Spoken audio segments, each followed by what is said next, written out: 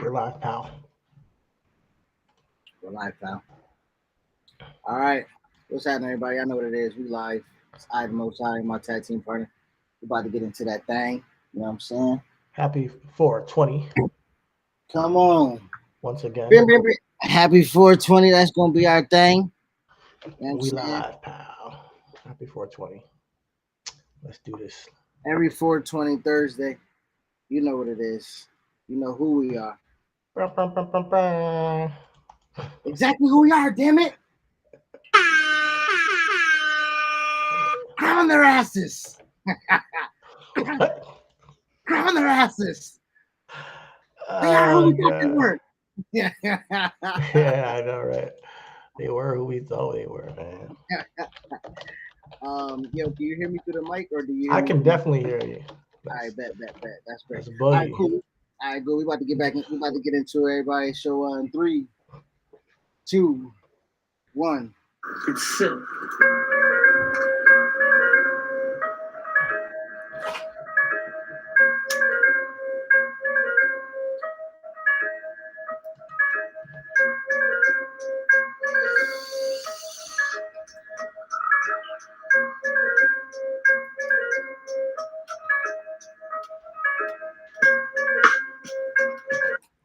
Yo. What's happening, everybody? It's Item Most High. Chris, I'm with my tag team partner, CT, aka Kitty CT, Bang. aka Chitty Bang. And we Happening. are the underground of Professional Wrestling Podcast. Raise your lighters, raise your cups. It's 420. Happy 420. And we're here to talk about the week that was in professional wrestling. But before we get into all of that, holla at us on Patreon and support us on Patreon for our weekly weekend shows at Reasonable Wrestling on Patreon. Just search that. It'll probably be in the description box. You guys are RW Podcast One on Twitter, Reasonable Wrestling Podcast on IG, Reasonable Wrestling Podcast on YouTube, Reasonable Wrestling Podcast on Facebook. Wherever your podcasts are podcasted, you can catch us live. SoundCloud, iTunes, Spotify. You know it. You already know. And we're here to talk the week that was in wrestling, as we said. So let's kick it off with Great. some business talk because it broke, I think, yesterday. It broke Some yesterday. big news about WWE doing an internal investigation on none other than the CEO and founder, Vincent Kennedy McMahon, on Vincent Kennedy McMahon, yo. Now paid some hush money. the boss out here, the boss out here is getting busy. You know what I'm saying? WWE, give you 1 second. I'm tweeting out our link to Twitter right quick. I already did that, Oh, you but already, okay, all right, shit. Then yeah, double up, like double up. Nick Yeah, you can said. double up. Said. Hold on, let me get this Wall Street Journal real quick that I already had. Yeah, Let me put up that tab. But for those who are new to this, what we got going on is a good old fashioned internal investigation. All right. And if anybody know what an internal investigation is, just look at the Washington Commanders. Okay, just look at the Dallas Mavericks. Okay, just look at motherfucking any sports organization that said, "Hey, we fucked up and got caught, so we're gonna look into it ourselves." Well, the that always works. Texans. That always works out Yeah, it well. always works I out right. mean, Great. But essentially, this is the board coming together and saying, "Hold up, wait a yep. minute, something Wait ain't a right here." minute. Oh, wait a Wait a minute. minute. Hey. So they saw on the books. What I see here a line 53-C. Uh, so and so a paralegal made $3 million. What's this No, all about? so what happened was I'm pulling up right now. Pull it up. I don't want to get It's into it too much before we get the actual WWE journal. Watch. board, Go ahead. WWE board probes secret $3 million hush money pact by CEO Vince McMahon. Sources say. So, you actually have to, which I'm not doing. You actually have to motherfucking sign into the Wall Street Journal, which I ain't doing that, nigga. You think I'm about to pay to read? What the fuck is going on with y'all? Yo, that's fucked up. Yeah, you thought. You thought, nigga. You thought. So essentially what it was, okay, so I'm reading the Cliff Notes that is available to me. Shout out to Brandon Thurston from WrestleTronics that we follow. We were giving our money to on Patreon. essentially, in January 2022, a separation agreement had been formed with a now former employee who was hired as a paralegal in 2019, and essentially her starting salary was $100,000, and essentially rose up to $200,000. You know, that is a very. I mean, significant jump. Are you doing your job that well? You She's know, doing it very, very well. Very well. No pun intended, man. Listen, listen. I'm saying in this world, to go up $100,000 without it being a promotion, something seems like there's something going on. You Something's know, amiss. something's amiss. You know, we should get the Scooby Doo gang on this shit. But no, they got an internal investigation. The board saw that, and then continue because I think that she ended up getting $3 million eventually. Yeah, she ended up getting a $3 million settlement. But that wasn't out of WWE's money. Essentially, what happened was Vince took some bread out himself, took his own bread out. You know what I'm saying? Took some money out the company. Which I can't put the timeline on it, Cheaty, because remember Vince took some bread out and we thought it was for the XFL that ended up being like a flop. Maybe this was a huge elaborate ruse cover up. I think while he was taking that money out, he's like, let me just take a $3 million extra for this girl over here. Let me slide this girl some, you know, because I need her to shut the fuck up. Right. That's what it was. He paid Oliver Luck, Andrew Luck's father, to be the commissioner of the XFL, which we thought was an absurd amount of money to be a fucking commissioner to a how much fringe. Shit. Let me find out that contract because Oliver Luck got paid. Yeah, Oliver Luck got paid. He got to do nothing. Huh? To do absolutely nothing. Yeah. To do absolutely nothing. Yeah. Yeah. Let me. And actually, Oliver Lux has a lawsuit against Vince McMahon as well. Oh, Yeah. So let's get into this real quick. Former XFL Commissioner Oliver Luck receives a multi-million-dollar contract for the second iteration of the league. This was back in this is back when they started, and it was to exceed $24 million. $24 million to be the fucking commissioner. To be the commissioner of the XFL, my nigga. Like, get the fuck out of here, brother. But essentially, you know, the pandemic happened. So once the pandemic happened, like every other business owner in the world, not just in America, in the world, was trying to figure out, how can I get up out of this money? You know what I'm saying? Oliver Luck Lawyers is just a tad bit more savvy than what everybody else thought. And he said, I need all my money, dog. So Vince got a lawsuit over there. Okay, so then he got a lawsuit over here with this former paralegal right here. And Vince was like, look, my name is just too hot. Niggas ain't just going to investigate me. Come here, Johnny. Come here, Johnny. Hey, man, I need a heater, bro. Like a real life heater. A real heater. Yeah. I need somebody to take these bumps. I need somebody to come here. And now Johnny Ace is assumably reported in this investigation, in this internal investigation with WWE, as the sideman, the wingman of Vince McMahon. As when Vince got tired of his toys, he would pass them off to Johnny Ace, is what they were reported. How fucking perverted. You know, this is all alleged. I'll first say that because we don't know anything. This is a reverse podcast. We have no liability on that. This is alleged.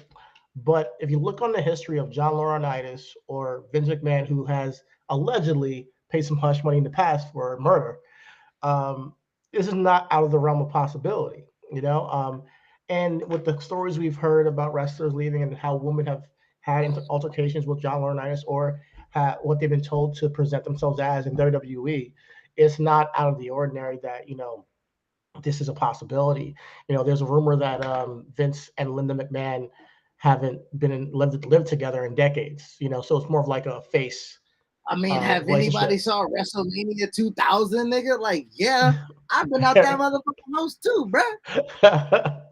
But yeah, so it seems like, if Vince wanted to, like, fall in love, or I mean have a fling with a paralegal, then let's be real. This is a power dynamic that's unprofessional. I don't think it's right, but I think it's definitely possible and feasible that it will happen. The NDAs, this is a Deshaun Watson situation with the Texans is similar, and the only way I see Vince actually losing his company, though, or being at least getting out of charge of it, is if they find evidence that he's still doing it, or more women come out and say, he also sent me an NDA, and then it starts building that way. At this point, if it's just this one paralegal, nothing's criminal going to happen. charges. That's it. I mean, it's the same thing with Deshaun, like you just said. Criminal charges is the only thing that's going to stop the boat. But with Deshaun, I would say this: he's in civil cases. He already passed the criminal lawsuits. He's already good. He's cleared that already. Vince too. I don't think criminal lawsuits is what it would take. It would take a bunch of civil lawsuits that you could say, okay, more than one woman have dealt with this, and then the company saying, hey, you got to step down. If it's just as one paralegal, business is going to go on as usual. Unfortunately, I think that when you're that powerful, you know, and you own the company, it's not like the NFL is saying, "Hey, Deshaun Watson, sit down for a year. This is too much publicity." This is the company saying, "Hey," to the boss, "Hey, listen, I know you got majority shifts here, but you can't run this ship anymore because a couple of years ago you paid a paralegal to be silent." And mind you, she hasn't came out and said there was any sexual harassment. But those two things are still the same, though. I mean, whether a board says it or whether the league says it, the civil stuff matters. You know what I'm saying? Absolutely. I'm not saying it doesn't matter. Right. But there is no lawsuit. This is just, hey, yo, you paid $3 million out of the books for this. And the woman didn't come out and say that, oh, I'm going to charge you guys. No, she signed her NDA, she took her money, and she's living her life. In Deshaun Watson's case, these women are actually trying to pursue a civil lawsuit. And until that happens with Vince, nothing's going to happen. SmackDown going on just as normal. Vince is going to be there, and he's going to be in charge. So as much as this is news, I don't see it going anywhere until it gets more heat, unless the public eye finds out more about it. Right now, it's the wrestling circle that heard about it. If a week or two goes by, and then now it's on, ESPN or ABC or whatever network, CNN, then maybe they're going to be like, all right, this is getting too hot. We need you to step down. But I think that everybody's jumping the gun when they think about Vince not being in charge anymore. Well, I would say this though. Yes and no. I don't think people are jumping the gun, but I will say, like, these are all mitigating factors that can culminate to one big fucking nut bust. You know what I'm saying? You dig what I'm saying? Like, Vince, no pun. I had to say it, dog. I mean, the Sasha Naomi shit that's been brewing for a while. Not let's take it further back. The pandemic releases, right? So from 2020, the company and the PR, right, has not been great. I want to go back to our throwback and show you like how I talked about WWE when all the release. I'm like, listen, if y'all don't change the way you treat your employees, this is not going to be good going forward, because there's not just one place to work anymore. Like, people have options, and I'm not just saying AEW. There's like Hollywood. There's other wrestling companies. There's Dancing with the Stars. There's many ways to make a bag once you got exposure in WWE. So my point is, you can't just treat people anyway. And if you're over here having relationships with your employees when you're the boss, not a good look. I mean, okay. So not playing devil's advocate, not at all.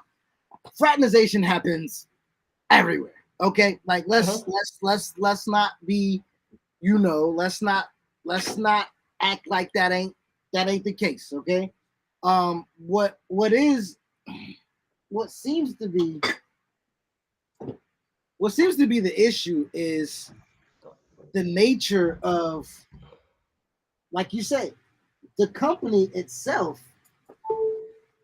There's different tiers, right? And we always said that nobody does anything altruistic, right? There's nothing done altruistically where somebody's just doing it from the good nature of their motherfucking heart, right? There's always nobody but me. I do 100 things altruistic. I'm just a very altruistic guy, Yeah. As the person that has to say I do things altruistic, you know what I'm saying? If you do things, Yes. So, as I was saying, a nigga needs credit for something. Now Give me my flowers. this company is Make a Wish, Be a Star, all these community, Special Olympics, Counters Cure, all of these things to kind of cover up the stench and the stink of what the inner bellies of this company actually is. And like you say, the 80s cover up murder, the 90s steroids thing, the 2000s of, hey, we're just gonna put a whole bunch of shit to the wall and just like, I mean, but you look at wrestling also mirrors society, correct? So Yeah. listen, there was going to be a matter of time when you see a motherfucker Harvey Weinstein get caught up and somebody in wrestling was going to get Speak Out movement came out and we saw a lot of wrestlers get thrown up. But hey, you think niggas don't abuse their power? Absolutely. You know what I'm saying? Like, you know what I mean? Like this is a classic case of my money can change everything. But this is a day and age where, like you say, niggas can get a bag anywhere. And I'm gonna take. What if he fell in love? What if Vince fell in love with his paralegal? And then, I mean, the whole passing off to John Laurinaitis is like kind of shaky. But so I ain't falling in love with you if I'm passing you off. I can tell you that. I don't know. Hey, that's white guys do that. I'm not gonna lie. I'm not sure if black men pass off people they fall in love with, but white guys, I'm not gonna put it past them. But hey there, Becky, I love you, but Johnny needs some of that ass. Yo, but I don't know, when you get to that level of success and wealth, you like something, you see something, a nice little cute girl, you guys start to talking, start to chatting, you take her out, or you say come over to the Connecticut compound, and you guys will talk some business, some legal business. So much shit. He just fucked her in the helipad, bro. That's what I'm trying to tell you. Like she got through. It's quickies. Like it's quickies. I can guarantee you, it's like not no rendezvous. Because he's busy. He's a busy man. Yeah, Vince is not motherfucking taking vacations to motherfucking Santeria. My point is this, and that's all I was getting to. It's not that like he's falling in love or anything like that, but what if it's consensual at least? Because listen, people act like women don't like quickies. They do. And if she wanted a quickie with Vince McMahon, but then she's getting fired like subsequently later on in years, he's putting out this NDA like, hey, listen, I know we had something that went down, but I need you to not talk about it in public. NDAs are usually signed before everything happens. So what I'm saying is a non-disclosure agreement saying, hey, I'm not just going to go out here willy-nilly saying I'm fucking Vince McMahon. Correct. Yeah. But if Vince McMahon makes me feel uncomfortable, if Vince McMahon makes me feel right, and that's where we're out, right? That's, again, this is Deshaun Watson. Rusty Harden, his lawyer, is like, hey, happy ends is not against the law. And I'm like, yeah, if the bitch don't want to give it to you, you know what I'm saying? Like, if she don't want to run your dick. But this is what the difference between the two is that this woman would have to come out and say, listen, Vince made me feel uncomfortable and he treated me in a certain type of way that I felt, I felt wrong. I would say this report is just uncovering the fact that there was scandalous activities. There was egregious actions being taken under the CE, right? And they don't care about the woman. They care about the money. You paid $3 million for what? That's what it is. That's what the business guys, that's what this is about. So that's why I'm saying once they clear that out with Vince and the things are investigated and it doesn't go as far, and maybe if it goes further down the rabbit hole and there's more, then yeah, then there could be if there's more that comes out. That's there's not. This is just it. But that's the interesting. Been through this before. Like hold on, but this is the interesting part though. We said the same thing with Deshaun. We did. We was like, oh, if it's just it's just 7. Huh? Oh shit, it's 13. Ah, damn, it's 17. I goddamn 23. That was 66, nigga. Like when the avalanche start, nigga, it starts. Yeah, and people are tweeting already. Listen, if you've been through something with Vince, speak up now, and we'll see. That's all I'm saying is we'll see. I'm not saying that. I'm saying as it stands right now, people are saying, "Oh my God, Vince is gonna lose the or he's not gonna be in charge. Oh, he might die." Oh no, that's what I said. I said that. I'll take that one. I say Vince. This might be the era of Vince dying. And I say only this because, listen, I think the only thing keeping that motherfucker up is that he's running the company. You know what I'm saying? I think the only thing that keeps that nigga, and it's like, oh, Vince not going to see heaven. Bitch, he the devil. Of course not. You know what I'm saying? He don't give a fuck about that. He's just trying to stay alive, to torture motherfuckers. You know what I'm saying? But I think this is the only thing that can really get him out the paint is if the board says, hey, you're hurting. And this, listen, and this is where we talk about everything, Cheaty. Business. Will the motherfucking stock market determine the move? Because if that shit don't move, Vince ain't gonna move. Right? If that shit don't affect shareholders, if that shit don't affect that's my point. Partners, if that don't, you know what I'm saying? Because listen, Vince that only happens when it blows up further, further, and the only time will tell. The only thing, I mean, if you're listen, I listen to Basketball Illuminati. Shout out to Tom Haver's show, Zach Harper, Mina Hassett. They have a show where they just deep dive into conspiracy theories within the game of basketball. Listen, Stephanie steps down. Triple H's health. The two people that are presumably was going to take the reins of the company and never any talks about selling until talks about selling, right? You get Nick Khan in, you start doing a lot of things business orientated, and now a lot of the maneuvering, posturing within the family to where Vince might have a say so, right? Or he has an alliance. I would, no pun intended, within the company. There are all new people that are there, and I think they're all big guys. There could definitely be an internal warfare kind of thing. There's no attachment to Vince at this point right now, I don't think. I mean, if he's still majority owner, you still got to have some kind of respect for the guy. And he's there every single week. You still got to treat him like with the respect. But as far as, behind the scenes, if you're talking like, yo, Vince, like, he's doing this shit. And there could be definitely internal warfare with WWE shareholders and CEOs and COOs. Absolutely. And do I think there has been? Absolutely. Just the way that things run, it just seems disorganized, low key. I think that they're running off of like, just habit. They just know the workings of how this works. It's no longer like I'm passionate about creating the best show, and it's been that way for a while. It's more about the business. Well, when it's about the business, then people are thinking business. It's the habit of making money. It's the habit of making money, exactly. It's right. That's why we did. That's why they back on live events. That's why we back in Saudi. That's why we got NFTs. That's why we have like anything like this. That's why sport. Right. I pay attention. I try to correlate a lot of sports stuff to wrestling. A lot of these sports teams have their own individual revenue that they don't want to share.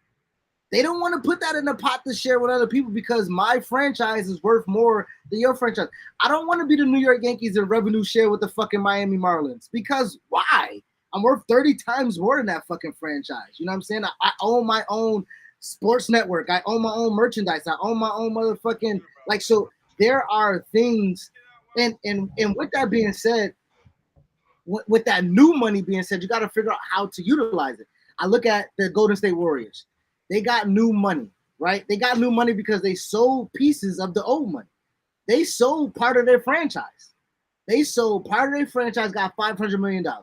They used that $500 million to pay for payroll, right? Because they're in the luxury tax of $325 million, right? So, and then they built their own stadium with their own money. So therefore, any fucking concert, anything that goes on in the Chase Center, that's my revenue sharing. I don't have to share no money. And I sold pieces of that. I sold 5% of that and got me motherfucking $300 million. So they sold pieces of their company to do, and it's just new money, but to do old habits. Hey, I gotta listen, these cheap motherfuckers don't want to spend their money to make the team profitable or to make their team money because they think just because the NBA, the team's just going to grow. No, we're going to make our team more successful. With WWE, I think selling a portion of that off would hurt and help because it all depends on who you're selling it off to, right? If Fox wants to get in the game, I don't think they can get in the game. I think the only person that really has the money to get in the game is NBC Universal and Disney, right? NBC Universal and Disney. I think those are the only two that got the skin in the game.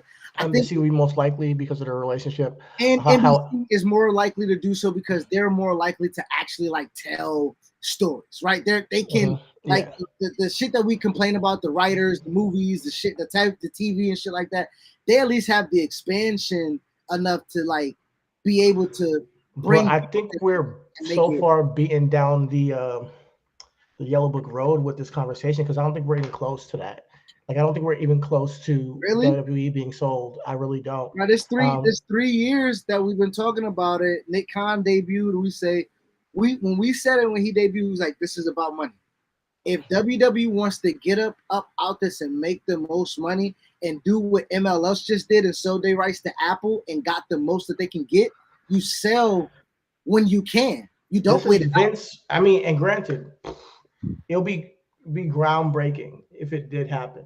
I'll eat my words, but I just see Vince as a stubborn old man who's gonna go down with the ship no matter what. And this is only a $3 million settlement. That is pennies. So that is what they're talking about right now. So far, the woman hasn't come out and said nothing. There hasn't been any other leaks of any woman. So until that happens, and I might come back here next week and be like, God, I did not expect this shit. But if until that happens, Vince is here, and the show is gonna go on as usual. Right now, it's the wrestling atmosphere. It's the wrestling industry that is like, whoa, taking it back of like, yo, you're over here messing with your paralegals, passing them off to It's your the business. I mean, Wall Street Journal ain't wrestling, nigga.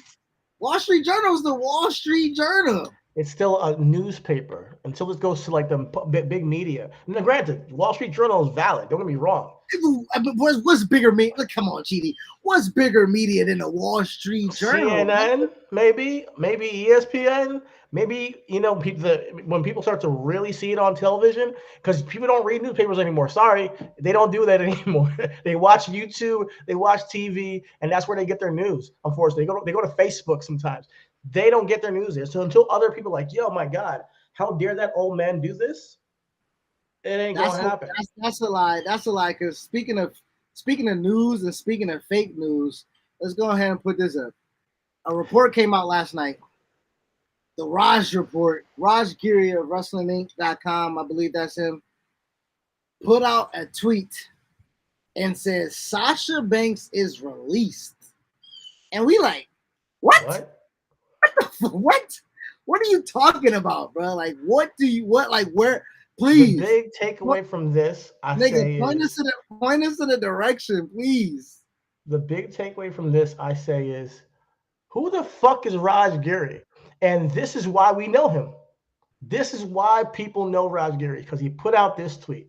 And there's no sources. So right now it's all speculation. And we've dealt with the dirt sheets our whole wrestling fandom. And I think we're getting to a point right now where people are starting to wake up. Like, listen, until WWE says something, who gives a fuck? We all know Sasha went through what she went through. She left, and her Naomi left. But to put that tweet out with no sources, I think it's unprofessional. I think until you get your story completely straight, then you let it go. And I know you want to be first, but I didn't know who Raj Giri is until today because of this alleged tweet that Sasha's released. Now, could she be released? Absolutely, she probably could. But until it's confirmed, let's not blow it out of proportion. I think that maybe me and you might be a part of it by even talking about it. But at the end of the day, if that's what people are talking about, this is a podcast. This is not a radio station. This is not a newspaper. We're here to talk about what the people talk about. We're for the people. But as far as Sasha being released, if she is released, more power to her. She's gonna be successful because she's a superstar. Well, I can't say that because I am gonna hold people accountable. I am gonna hold people accountable, and I'm gonna hold people to the responsibility that they respect themselves. The ethics of journalism shouldn't waver, right? Regardless if we're a podcast, a newspaper, we're not journalists. I mean, we can talk about our opinions because this is more of like an editorial. So I hear you shouldn't waver, but I'm gonna be honest with you. Me here on this podcast, me to you, the fans, or whoever listening, I am not a journalist. If I come here to talk, tell you my unbiased opinion on what the fuck happened. What the fuck I'm hearing. That's all I'm doing. I'm not here to tell you, okay, listen, I got the story. Well, if it's unbiased, Cheetah, you're a journalist, nigga. That's what I'm trying to say. A journalist is unbiased. All right, fuck it. My biased opinion of what the fuck I see. Thank you, nigga. Yeah. I try to be unbiased as possible, but at the end of the day, what is bias anyway? But see, Cheetah, that's the whole point. That's the reason why I stopped you what you're doing, because words matter. Okay? You come in here saying, I'm not a journalist, I'm not doing this, we're not editorial, but I have an unbiased opinion. Well, people are going to be like, well, okay, you're an aggregator then, right? And if that's the case, then you are in somewhat responsible for some of the things that you put out. And that's not what I'm putting on you.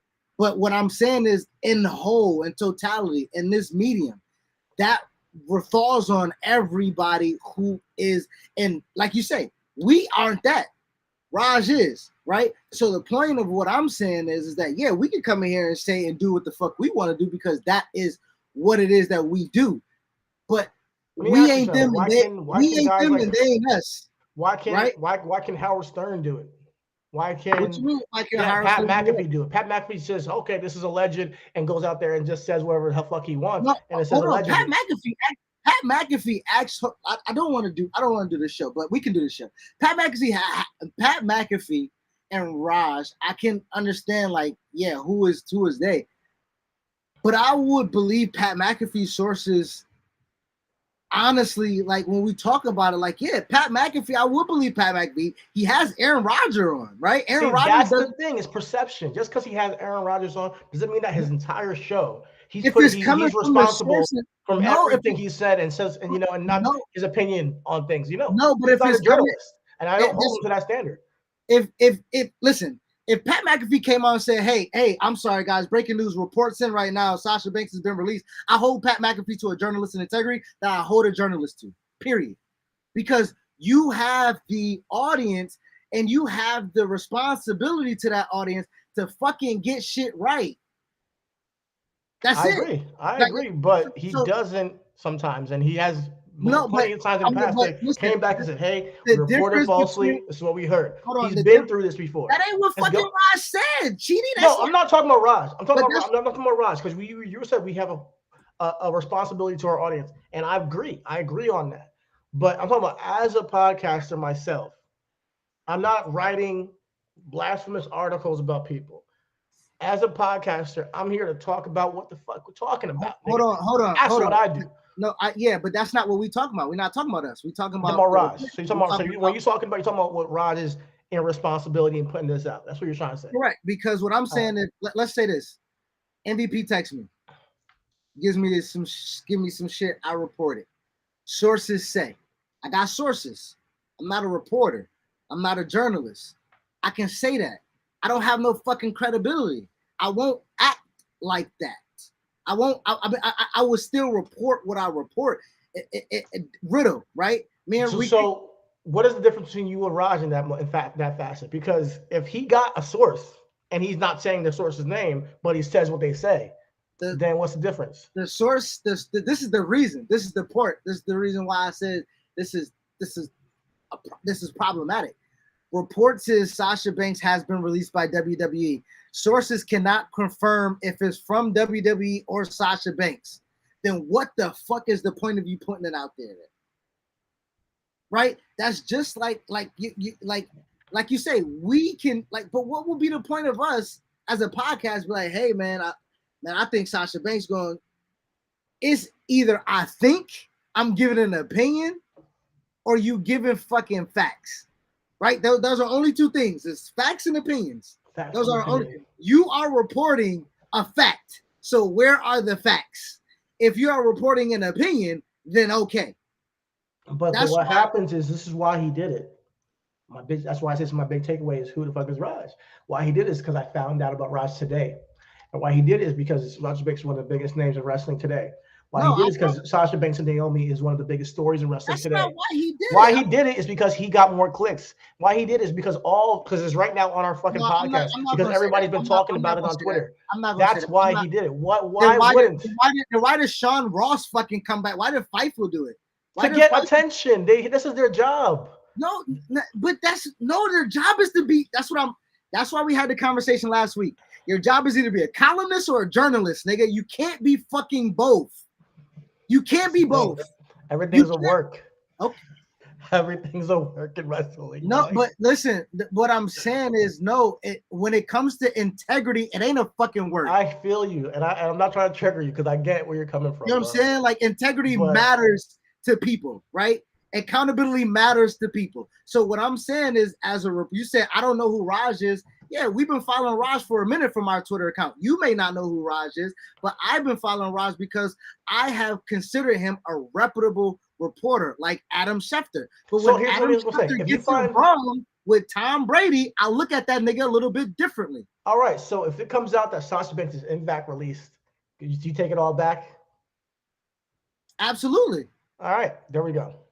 Now, I'm not on Twitter like that, so I'm not meaning no disrespect, but I found out about him today, and this is the reason why he does it. I'm telling you, is because when you're first, that's what the journalist has become, being first. And mind you, he's not the only one guilty of this. CNN has done the same thing. The most reputable news source, Fox, has done the same thing. They just want to be first nowadays. It's about clicks, it's about numbers, it's about that. Do I think that in the perfect world would journalism be super integrity and have, like, I gotta know who it came from, when it came from, how it came from, why it came from? Absolutely, that's what it's supposed to be. You're right, but we're in the fucking social media era, and shit is fucked up right now. We don't fucking do that shit anymore. It's not an excuse, Chidi. It's not. I'm not excusing this shit. I'm just explaining this shit. I didn't make this shit happen. You sound like you're making excuses, brother. I'm not making excuses. I'm saying this is what it is, and I'm not gonna get mad about it. At the end of the day, people are talking about Sasha potentially being released. Will she go to AEW? Will she go to Hollywood? That's what it is, and it's a whole tidal wave or tornado of opinions on Instagram and Twitter. That's what this is about. And YouTube. Here we are with us doing the same thing. So that's what this is. And if you can get upset about it, I'm not gonna get upset about it because I can see it for what it is. I didn't even want to spend. This is why I want to talk about it, because I don't want to continue to talk. I don't want to talk about shit that's not real. Right. So I don't give a fuck. Subjective. So then we shouldn't even. So we just skip the segment. Fuck it. Let's move on.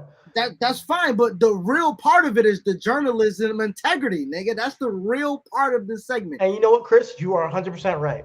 There should be journalistic integrity. He should at least tell his sources. He should at least. You don't have to tell his clear on the story. He got to report. He at least got to know where it came from, or some level of accountability for it.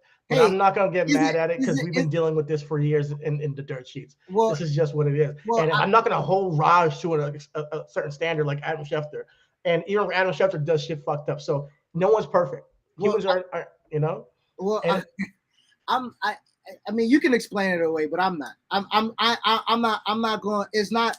Yes. What's the other option though? Like to complain about it? Away, Chidi, that's another option. But what I'm saying is that yes, I don't hold them in the same category, but I do look at them niggas differently. I can tell you that Adam Schefter, when he reports and when Woj reports something now, he gets looked at differently because I know the fucking underwebs of it.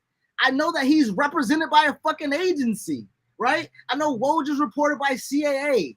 I know that when he's reporting something about Donovan Mitchell's report is an agent of CAA. I know that there's some fucking underwebs to it. And I'm not saying that, but what I am saying is that journalism and journalistic integrity has now, like you say, has gotten out of the way of actually giving people facts. And that is wrong. And you're I would like to talk right. about something that is real. If Sasha Banks was indeed actually released, I would have loved to have had that conversation and then torpedo out to everything else. Yeah. What ifs about something that's not even happening? That shit is trash. And you know, you have a valid point. You have a valid point. And I'm not trying to, and this is like the reverse of what I was saying with the shit that I get mad about. But yeah, it is. You're right. Like, I'm not saying you're wrong. You're right. But this is where we're at as a society, unfortunately, you know, and I'm not going to get up in arms about it because it's not changing anytime soon. Next week, Rod might post something else that's complete bullshit. And we just got to be like, all right, it worked. Because people are talking about it. I think it does change, Chidi, when people it does change when we talk about it. We're a product of that. When we got on this podcast 4 weeks ago and we said something because we wanted to see a change, and we saw a change, is because, hey, I think we said something about it. So what I'm saying right now is for those who want to fucking people to pay $5 for journalistic fucking reports and for Patreon and shit like that, don't give me an opinion, nigga. Give me at least, listen, we talked about niggas fucking secretaries and shit. Nigga, I don't know what you need to do. Talk to a PA. Talk to him about something. You listen, give me something, an anonymous source. And listen, I have been one to shit on anonymous sources. But here's what I'm saying. Like, we've been doing this forever, though, talking about hypothetical situations on this podcast and other places. We've been doing this. Like this is not the first. Like even the Sasha Naomi situation to begin with.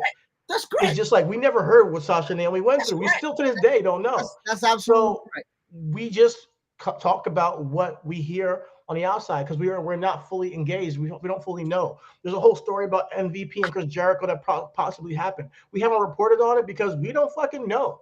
You know, I don't want to report it because we don't fucking know. Now could you ask MVP what happened? Possibly, and get the story, but does it really matter at this point? You know, to correct the story that the Durskies got wrong. You know, maybe not. I don't know. I know what you're saying, and I completely understand because it's a saying, and it's a saying in journalism, right? If the legend somehow, I'm paraphrasing, but when they say when a legend is more respected than the fact, report their legend. You see what I'm saying? Like, so a lot of people are talking about Game 6 Clay, right? Game 6 Clay is a legend, but empirically data speaking, Game 5 Clay is when he does the most damage, right? He scores the most points. He's more effective. He has the better shooter percentage. But because we have these highlights and these moments from Game 6, that's the legend. So now going into tonight, the legend is Game 6 Clay. Perception becomes reality. Exactly. So what I'm saying is that when we are in this space, in this medium, where some of the perceptions happen to be reality, and I get it. Listen, Raj, right now, I'm not praying that he's wrong, because ultimately the other end of it is that Sasha's gone, right? Like that's the other end of it. Like if Raj is right, Sasha's gone. All right. And if Sasha's gone, how do you feel about that potentially? Because at the end of the day, she's been gone for a couple weeks now. Yeah. So obviously life moves on. What I'm more concerned about, and like I said before, is Sasha's career. Obviously, I think she has a future in Hollywood. We spoke about that. And if she chooses to wrestle, there's places to wrestle. You know, and that pretty much is the end all and be all. It's like, okay, it's the intrigue is like, oh, is Sasha wrestling still? Is she not? You know, and we all know Sasha's gonna be good. She all right. She don't need WWE at this point. You know, my concern was, okay, what happens to Naomi now? Does she come back? You know, because all this started with Sasha having a problem, right? And going up to the writers and saying, this is not what we're gonna do. Now, I would love to hear Naomi's side of the story. I mean, would love to hear Naomi is Kofi in this, right? Naomi 2019 Kofi, right? You can really give that same script and be like, Naomi, read it, right? Like 11 years, 12 years, 13 years, just undervalued, underappreciated. If Naomi wants to take away and take a step back because the only time she's had away from the ring is through injury, take some time, right? And I would say that where it leaves Naomi right now, I would say that if it was in your heart to leave in the first place, then have it in your heart to come back. That's it. Like, if don't have your decisions be influenced, right? Like all of our decisions are influenced, but again, they ultimately have to be internal, right? So if Naomi felt in her heart what Sasha was saying, only in Naomi's heart can she feel indifferent to come back. You dig? So yeah, that'll be my only train. You know what I'm saying? So if Sasha so happens to ask for her release and be like, hey girl, they ain't come back to the table begging for us, so we not value, shit, I'm asking my release. You know what I'm saying? And if Sasha did that, then okay, Raj, I'm not putting you on the hook either. I'm just saying that for me, as a person who does, right? So, and that's what I'm saying. The Tom Brady story is not being reported by ESPN, right? It's reported by NBC, it's reported by CBS, it's reported by Mike Florio. It's reported that Tom Brady retired from the Bucs and was going to be part minority owner of the Dolphins, then come back and play quarterback for the Dolphins and have Sean Payton coach the Dolphins. And the only reason why that didn't happen is because the current coach or the former current coach that was black is filing an unprecedented racial discrimination lawsuit because of racial discrimination. I mean, but my question to you is, who says who? Like who? Where did they get this from? Just like we're asking Raj, where did they get this from? We don't know where they got that from. Where did Where did that story come from? this was actually Because at the end of the day, it didn't happen. this So wasn't this it's this like, is this is this is from Raj, nigga. This was actually reported. It was reports, right? yeah, my There point. They reported. They should have told you, like, all right, this yeah, is there's people on the record. There's reports. There's actually people following up, and that's what I'm saying. It wasn't just a tweet from a nigga from Raj, and then Raj tweeted this shit and then went back to watch the hockey game, nigga. You ain't reporting. That ain't your job. that's fucked up. It's irresponsibly using your Come platform because on, you come know you got a on, lot of man. Floridas. The You know nigga you sent got the tweet out and went back and watched the Stanley Cup game, brother. That ain't that. If you wanted to break the news, if you was in it to win it, then you got your ducks in a row and you willing to answer any question that comes to you because it's a report. You know what I'm saying? Like it's facts and like this, like that's what I mean. Like that's the shit that bothers me. Now, when you talk about the Tom Brady shit and actually what happened, I mean, look at the Tom Brady. Did you see his press conference when he came back? They asked him straight up. He didn't deny it. He did not deny it. The nigga said, "Yeah, I had talks about what I wanted to do after playing, but nothing concrete." Hello, ding, ding, ding. I was like, what's going on? And listen, he only came back if Bruce Arians wasn't going to be the coach. And guess what? Bruce Arians ain't right now. The coach, nigga. Like, what are we talking about? Like, Tom Brady is putting his dick all over the NFL, and niggas like, huh? I don't see it. I don't see it. I don't know what's going on. Listen, he's been putting his dick all over the NFL for years, for decades. So trust me, I know. But when you got that cachet and and I people mean, treat but you like the niggas fucking reported. What I'm saying is, niggas reported more on deflated footballs than they reported on this. Is what I'm saying. no, that's absolutely You you're know what I'm right. saying? You're Like right. deflated footballs got investigator reporting and another internal investigation about PSI of footballs and all that shit. Deflate gate. But here we are, and nobody's still talking about also the lawsuit, right? The lawsuit that is still active that is against NFL, the whole NFL.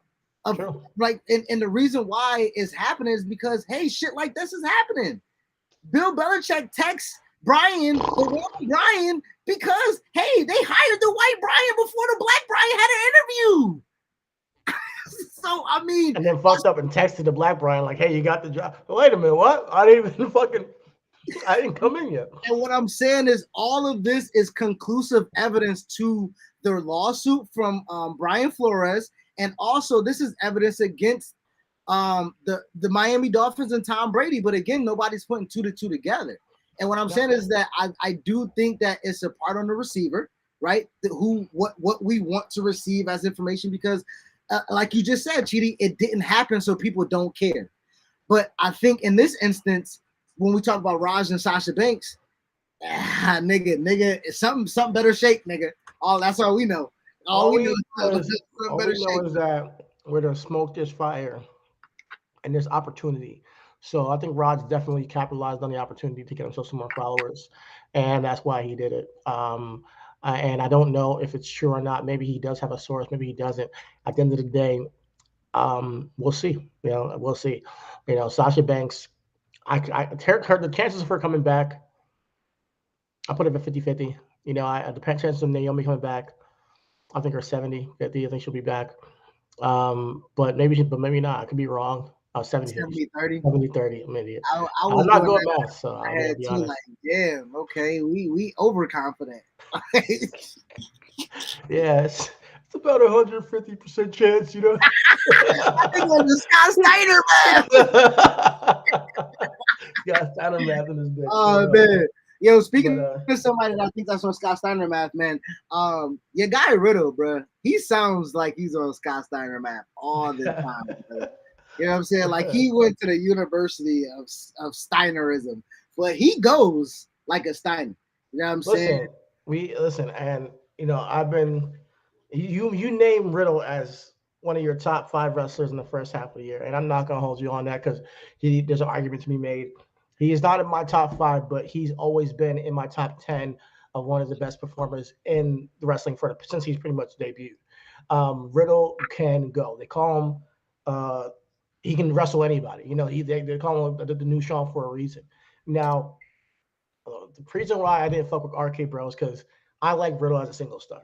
I really like Riddle when he's a solo act, just fighting on his own, and whether he's an underdog or whether he's just a guy. Go ahead. I'm sorry to cut you off. I'm gonna let you finish on my Kanye. I will say Randy allowed Riddle to do decent on the mic. I don't think Riddle would have been able to carry. I do want to say that. I do think Randy being able to go Randy and get the nuances of crowd control. I think that matters a lot now to the character. I'll say this. I think the Riddle paired with Randy definitely helped the crowd get Riddle over and who Riddle is more. I will say that absolutely.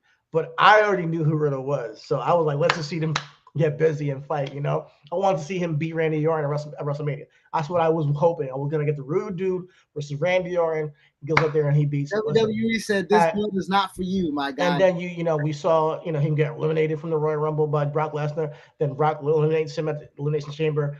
That Riddle we haven't seen yet, and I think now we're gonna get the opportunity to see that Riddle come back and that performer. Well, especially now because reports are reporting that Randy's back injury is a lot more significant than they had initially anticipated, and that surgery might be on the table, leaving him out for the rest of the year. So Riddle, hold up. Reports from who? WWE? Because I don't trust those reports. They also say Cody Rhodes is going to be out for 9 months, which is complete bullshit. It doesn't take 9 months to fix a pec tear. It's about 4 months, maybe 5 months max. He'll be at the Royal Rumble. I called it now. Hold on. Are you a doctor? I'm a doctor now. No, my dad was my dad. That was my dad. That was not me. But honestly, I did my research. I looked up, hey, yo, how long does a pec tear actually take to heal after surgery? And I looked it up, Googled that shit. It said 4 months, 5 months max. So Cody Rhodes will be at the Royal Rumble, and that's my prediction right now. And when we get to the Royal Rumble and it happens, we're gonna clip this back up as a throwback. So hot take, Chinny Bang right here, bringing it to you live. All right, my man said that Cody gonna be live and direct. I don't believe none of those WWE injury reports. And we'll see what happens. But if Randy Orton's back is bad like that, more power to him. Like, get better soon, and I hope he's all right because honestly, he's a legend, and I don't think his career is is over anytime soon. Hopefully he can come back sooner than later. I would like to say though, and he can come back with that heel chip on his shoulder, like, listen, Riddle, I carried you on my back, and it broke because I carried you for all that years at RK Bro. And it could just be a story writes itself. Because we're waiting for that RK Bro feud. Bro, on some broke back mountain shit. Oh, shit. Pause. According to some reports. Okay. And speaking of our guy, we said Riddle is a highlight of the week. Today is Thursday. Tomorrow's Friday. And I said again, if Riddle actually has a match with Roman Reigns on Friday, Patreon will get a public viewing of our it won't be private. It's going to be unlisted. You got to go to Patreon though to see it. We ain't posting it nowhere else. You'll see our very first interview with Matt Riddle in the crib at the Bro Cave, talking live shit. Right after, yeah, man, that was fire, man. It was fire, bro. So we gonna post that. So that's another thing I wanted to talk to you live on the show. I know we don't really have production meetings on the show. What do you think about putting our Patreon, like behind this pre-game, post games, on Patreon for the public view? That's fine. Yeah, I look. You guys like us, like how we vibe and talk. We do have our pre-game and post-game conversations on there as behind-the-scenes footage, and you absolutely can enjoy our unfiltered conversation and get a little dose of what we get on the Patreon show that you can get for $5 as well. So we and the reason why I'm saying that is because I want to make this public so it can draw you in. You know what I'm saying? I want you to be like, damn, what else they got? What else they got? Did you? Y'all did do that interview with MVP that can be available that we might drop. You know what I'm saying? So just stay tuned for the Patreon plug that we just dropped real quick. But yeah, man, it is Riddle going to have the match with Roman? Yes or no? You think that match is going to happen? Oh yes. You think that's going to happen on Friday? I think Riddle versus Roman has to happen. Okay. Now will it happen with no interference? I don't know, but it will happen. Okay, now this is the question that you posed to me and the audience. I'm gonna put it up right here. Do you think, or do you believe that Riddle can actually have a chance to dethrone the tribal chief? Do you think that actually can happen? You asking me, or I want to ask you first, because my take is, can he do it? Of course he can do it. Will he do it? No, he's not going to do it. Not yet. Not yet. Not yet. Okay. Now, my thing is, will Roman make Riddle a star? Riddle is already a star. No. We already talked about it. It's A sides and it's B sides to everything. Riddle, fringe. I'm gonna be honest. He's fringe. He's upper mid Carter. He's upper mid Carter. Literally, like he's. Can Roman make this guy? Like I said, Riddle. He's Riddle. Randy Riddle's one of those guys. He's like RVD. He can do anything at any time. Like he could be in the Intercontinental Championship, United States, or the main event at any time, and he's gonna be like legitimate. Like Riddle, I can't see him as somebody who's not a star. People are buying the Arcade Bro shirts, the 420 Blaze It shirts. I love what they're doing with Riddle. It's working completely. So as a star potential, yeah, but is he on the level of a Roman Reigns? No, not yet. It takes time to get there. And as far as him making him a star, can they have a star? Can they have a star making match? Well, yeah. They can. Listen, niggas made main event Jimmy, main event Jay. I'm sorry, a thing, right? Like niggas made main event Jay a thing only because Roman got up in that nigga face and said, "Nigga, I bring the turkey to Thanksgiving, motherfucker. You understand? I carved that shit. You did? I make sure your kids got the motherfucking kitty table because I supply everybody." Right? Roman made that nigga a star by saying that. In that manner, I will say yes, because Riddle becomes more sympathetic if he loses. And here's where I'm going with it.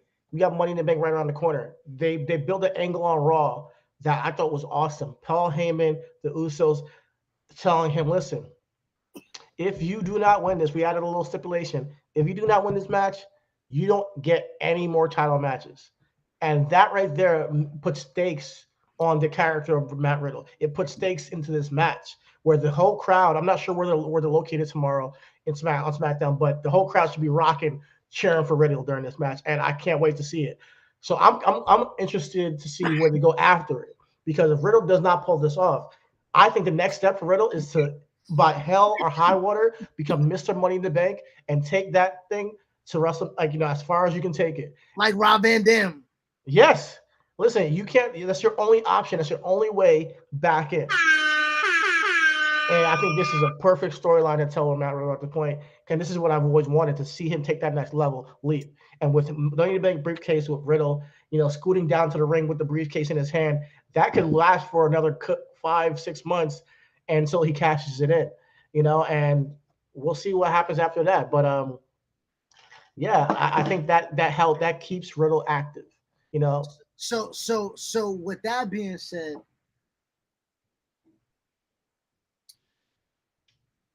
who dethrones Roman for Riddle to cash it in? That's a tough one. Booking Bro. Here we are. Booking Bro, baby. I think Riddle can cash it in on him and win.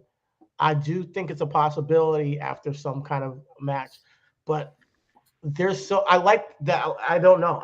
Because I think that's why it's the best move. Because once you put the Money in the Bank on Riddle, and Riddle has that, ace in the hole where Roman's like, yeah, you said I couldn't get another match, but this guarantees me a match, and he could just tease it over and over with Roman and be that, flyer in the room that's just like annoying him throughout the course of the next couple of months. I think that's perfect. Can he cash it in and win?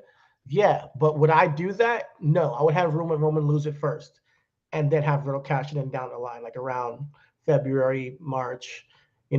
I would have him cash it in later on. Now Roman losing it, Wait, so you have Riddle cashing in on Roman? nah, cashing in on whoever beats Roman. That's You what got a I'm saying. year. You got a year. Wait, so So what is the caveat for this? Is it going to be WrestleMania, or what is because I heard they changed it up, if I'm I not heard mistaken. too, but I haven't heard him say it again since that Cody Rhodes commercial. So Ah, I don't maybe because they're just changing their minds and shit. But yeah, in that commercial, Cody Rhodes was like, yeah, for a shot at the title of WrestleMania. I'm like, word. So no matter who wins this, we know is going to be the WrestleMania competitor. Like it's kind of like the Royal Rumble stipulation. yeah, that's what I, Uh, that's what I was kind of but confused I about. hope it's not. I pray that it's just regular Money in the Bank. You can cash it at any time because you don't want to make this a Royal Rumble because then it devalues the Royal Rumble if you're doing that. So I think it adds intrigue to the story, and I don't know where you can go and to put the title on Riddle, but I don't know when. But I like the fact that I don't know because when it happens or if it happens, I'm going to be sitting here waiting. And when every time Well, Riddle comes out, I'm going to be like, all right, are they going to go for it this time well, or I had not? a, I had a uh not really an engagement, but just back and forth. I'm sorry, not even a back and forth. I didn't mean to say that. Interaction is what I was looking. The word I was looking for. When somebody tweeted that they kind of wanted to see the story of Seth winning the Money in the Bank and interrupting Drew and Roman at SummerSlam, and then somehow Drew gets the belt off of Roman at the show in England. You know what I'm saying? And I'm like, yo, that kind of is dope, but does does does Seth really need the Money in the Bank right now? Who makes the Money in the Bank more interesting, Riddle or Rollins? Riddle for sure. I think the fact that Seth is so good that he doesn't need it Correct, to elevate him correct. automatically is like, all right, we're Yeah, just waiting for him to yeah. cash in, like But I think the Money in the Bank, me personally, I think the Money in the Bank is great when it's on somebody who has not been WWE champion in the past. I think that's when it's at its highest value That's because when it's we're at its the highest whole peak. fan base is like waiting for this person to take the next level, leap to Daniel Bryan, Dolph Ziggler, mhm. Seth Miz, Rollins. Seth Rollins. Yeah, Yeah. correct. Yep. So I believe that's when it sets most value. And we'll see what goes down in Money in the Bank. I definitely think it's his time, it's his moment. I don't think that Seth needs it. I So don't think that. do we get Riddle and Drew? That's what you expect. I would say I would take half of her storyline. I believe it's Stephanie Hayes, if I'm not mistaken. I'm still in this. She wants to see Drew win it, which I think makes sense. You got to show and fucking what the fuck is that? It's Is class. it? What is it? Here's the Class thing about it. or something like that, or If you know what I'm if saying? Drew wins it overseas on a non-televised show, It's gonna be televised. all right, it's gonna be like pay-per-view. Yeah, it's gonna be one of those like Beast in Japan or some shit like that. You know what I'm saying? I see. All right, that might be it. That might be the move. Yeah, it's going to be a major WWE UK show. It's going to be the first UK show in a minute. So I think that makes sense if you can if Riddle can win the Money in the Bank and Drew can take the title off of Roman, give Roman time, I'll get whatever. Riddle and Drew would fucking slizzap, would slap. Yeah, I think that would be dope. I would actually, I mean, I would somehow get the title back on Roman by WrestleMania. But yes, I think that would be dope. Riddle and Drew having an angle throughout the fall. I'm with it. You want Roman to have the title back? Yeah. Why? Because he's a tribal chief right now. He's the best man to hold the title in wrestling right now. And So that's if that's the case, does if it Roman gives you go over? potential of The Rock, Roman at Does WrestleMania. Roman It go gives you the over it? potential. of Cody Rhodes. I mean not Rock Cody Rhodes. Roman Cody Rhodes. If Roman has a title, we have those two potential matches at WrestleMania that I think is a big marquee. Put it that way. So Roman goes over in UK. I think the Drew can go over in the UK, and that could be the crowning moment for Drew over Roman. Roman takes another break, and then we have Seth and Drew. We have Seth and Drew link up and do their thing. We have Riddle. We got Bobby back in the mix. We got other people that I need Bobby and Roman one time down 02. Yo, I hear rumors. I know we don't want to talk about rumors, but they're not so high on the Bobby and Roman match, which is like, why? I'm waiting for that. When are we gonna get Bobby and Roman one-on-one? Just like Bobby and Brock. I think that we kind of got cheated out from that being a clean finish. But it is what it is, man. We'll see. All right, man. So that was a great Booking Bros segment, impromptu Booking Bros segment. You know what I'm saying? Shout out the homie, shout out the guy. You want to spin off into Booking Black? Yeah, actually, I do not have the images real quick, so give me 1 second. And let me get the link as well, so I can post it in our description. But yeah, we can go ahead and do a Booking Black and go into Booking Black real quick before we move into our I guess the other thing we have on the run sheet. All AEW. We have yes, and we talked about SmackDown real quick tomorrow. Who's Gunther's first challenger? As I filibuster, who's Gunther's first challenger? Man, it's sad because we all know how it's gonna end, but Shinsuke. Because you think that should be his first challenger?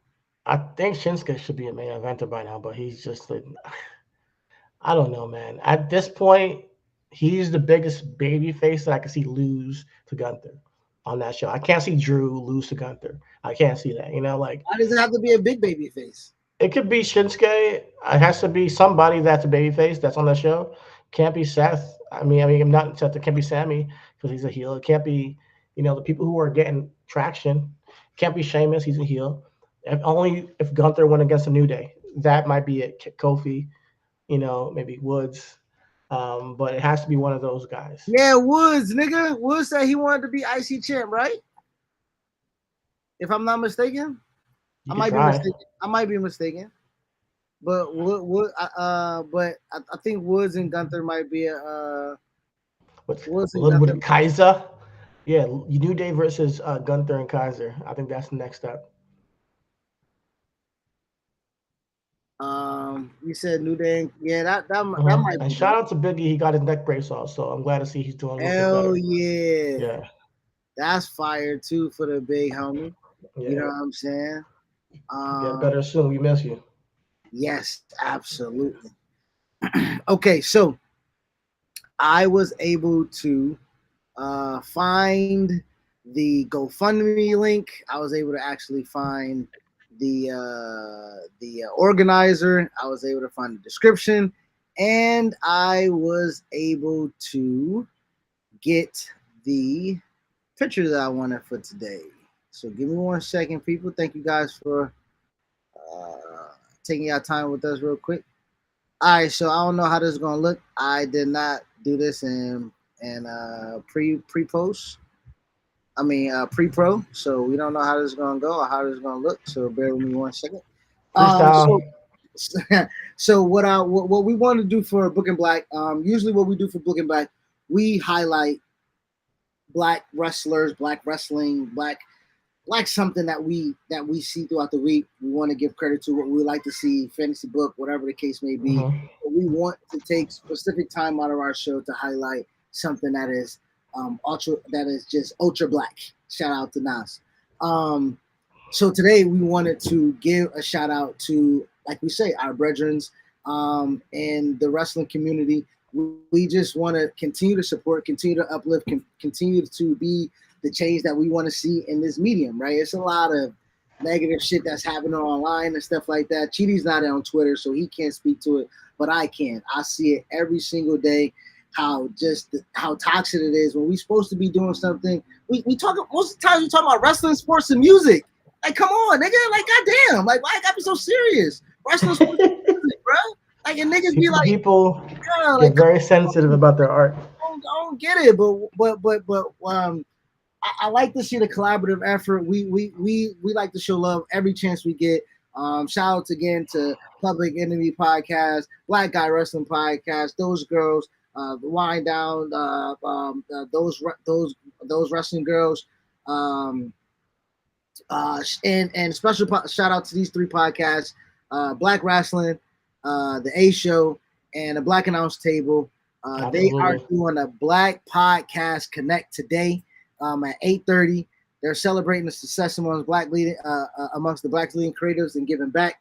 And by giving back, we've been on Twitter and we've been seeing it a lot. We've been seeing this wrestling club, the school, right? Yeah. This I believe is an elementary teacher, and here it is. He's an after school wrestling club. It was started by Victor Perry and his students at KIP A. Oh my gosh! Sorry guys, that was me. That was on me. It's an after school wrestling club started by Victor Perry at the KIP A&P Middle School because he loves pro wrestling. So honestly, I would have loved something like that when I was a kid. And every time I see, I'm not very much on Twitter like that, but every time I see those clips of them watching Hell in a Cell or watching New Day, Kobe win the championship at WrestleMania, that just warms my heart that wrestling is alive and well and is thriving with the young generation of young Black kids who might one day want to be wrestlers themselves, but or even just be a super fan like we are. And to see the Black Pod Connect celebrate the success as well as put together something together on behalf of that school and or that class, that wrestling club. You were gonna say, I think celebrate them, and they have a GoFundMe. We're gonna support. We're gonna share it. We're gonna donate. We're gonna support. We're also gonna, then it's not the, and again, that's why I say we just want to show this Book in Black is to uplift this and the wrestling fest, the Juneteenth, that's good, the Black Juneteenth wrestling fest. Like there is a ton of Black things to support, man, and with this, they're trying to right now. The goal is they're trying to send about 2 or 3 students to WrestleMania in LA next year. So they have a GoFundMe right now. And they're trying to just collect. Shout out to Victor Perry. Just collect some funds to send the wrestling club out to WrestleMania. That's amazing. I can't even. Honestly, it's very heartwarming, and and when you have a good heart like that, that's why we're dedicating our Book in Black segment to that. We want to show that this not all bad. It's not all drama in the Twitter sphere. And I stay clear of it because I try to stay away from the drama and all that because it's too easy to get caught up in that. But when you see something like this, that's heartwarming, helping that little kids who love wrestling get to WrestleMania next year, we got to support, we got to show love. When you get the GoFundMe, put it up here, when you get a chance, because we got to showcase that. I'm going to put it in the description. It's going to be in the description. It's going to be in the description below of this pod. And we're also going to tweet it. So check out RW Podcast 1. It's going to be on that. Absolutely. We'll drop it over there as well. Absolutely, man. So I just wanted to also shout out to Black Girl Magic is going to be August 19th in Brooklyn. Awesome. Just make sure you shall support that. That's going to be happening. You know what I'm saying? Like there is like there's no excuse right now. You know what I'm saying? Like at one point in time there was, at one point in time it was like, hey, it's scarce. There's not a lot of things that we can do. It's not a lot of things that we can support, but that's not the case. That's not the case. You know what I'm saying? Black Wrestling Podcast dropping their 50 greatest, they're not 50 greatest, but 50 Black wrestlers of the year that they got going on right now. You know what I'm saying? Like there is a highlight of there's a plethora. It's a plethora of and also the spotlight is on you, right? So it's on us to do something with it. And this ain't no fucking speech to get on people or whatever, but like you can't complain about something not being available for you when there's things available for you. Absolutely, we used to be in a place where we're like, It may not be not what you think or want. representation and all that, and a place for us where wrestling lives for Black people who can feel comfortable. Because I'm not gonna lie, there have been many indie shows that I've been through in the past, or wrestling shows even with WWE, where I'm like, I don't feel kind of comfortable here, but there's there's a place for us, and we created. That's the best part about it. We created it, Yep. So shout out to Black Girl Magic going down in Brooklyn. Shout out to the Black Pod Connect, because I support that, and you're doing your thing. I love it. This is what we preached about when we started this pod: is that, hey, listen, no place for us. We're gonna create it. It's not on us to beg anymore. We're gonna make it happen. And on top of that too, shout out to Flight Club Pro Wrestling. One time down, they're showcasing the best people of color and LGBTQ IA plus community. You know what I'm saying? They are the home of the Pan African World Diaspora Championship and the Chocolate City Championship. And y'all know that Trish is the champion over there. So shout out to the guys over there doing their thing. Trish and Swole was actually in their latest and greatest show that they just put out there on Independent Pro Wrestling TV.